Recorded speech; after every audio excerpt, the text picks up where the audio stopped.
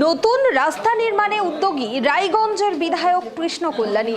এদিন রাস্তা তৈরির কাজের শুভ সূচনা করা হলো।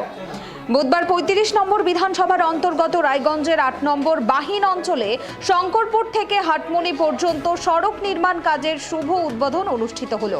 অনুষ্ঠানে উপস্থিত ছিলেন রায়গঞ্জের বিধায়ক কৃষ্ণ কল্যাণী।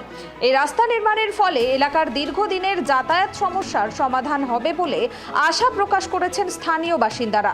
প্রশাসন সূত্রে জানানো হয়েছে, দ্রুত গতিতে কাজ শেষ করে রাস্তা সাধারণ মানুষের ব্যবহারের উপযোগী করে তোলা হবে।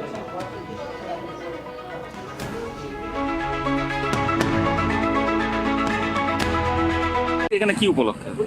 আজকে শঙ্করপুর মোড়ে আমরা এসেছি। আজকে শঙ্করপুর থেকে হাটমনি পর্যন্ত আজকে এই যে রাস্তা, যেটা 5 বছর আগে রাস্তা হয়েছিল, সেটা রিপেয়ারিংয়ের দরকার। আমাদের মেম্বার যারা এখানে রয়েছেন, হানজার আলী আর মিঠুন দেব শর্মা, তারা আমার কাছে এটা নিয়ে লিখিত তারা এই রাস্তা রিপেয়ারিংয়ের কাজের জন্য আবেদন করেন। সেই আবেদনটা আমিও আমার লেটার প্যাডে কনসার্ন ডিপার্টমেন্টকে পাঠাই।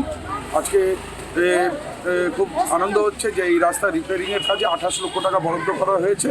এই রাস্তার রিপেয়ারিংয়ের শুভ উদ্বোধন আজকে হলো।